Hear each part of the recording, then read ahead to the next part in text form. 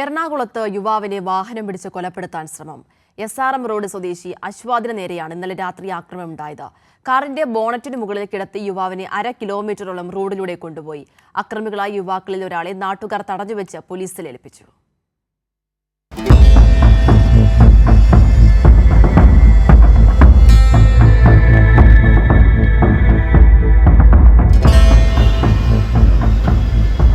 Ernakulam SRM റോഡിൽ വ്യാഴാഴ്ച രാത്രി 11 മണിയോടെയാണ് കാറിലെത്തിയ സംഘം സമീപവാസിയായ അശ്വാദിനെ ആക്രമിച്ചത്. ദാറുസലാം പള്ളിക്ക് സമീപം വാടകയ്ക്ക് താമസിക്കുന്ന യുവാക്കളും ഇവിടേക്ക് കാറിലെത്തിയ സുഹൃത്തുക്കളും തമ്മിലാണ് ആദ്യം സംഘർഷമുണ്ടായത്. മദ്യപാനത്തിനിടെയുണ്ടായ തർക്കത്തിന്റെ തുടർച്ചയായിരുന്നു ഏറ്റുമുട്ടൽ. ബഹളം കേട്ട് ചോദ്യം ചെയ്യാനെത്തിയ നാട്ടുകാരെ കാറിലെത്തിയ യുവാക്കൾ ചേർന്ന് കത്തികാട്ടി ഭീഷണിപ്പെടുത്തി.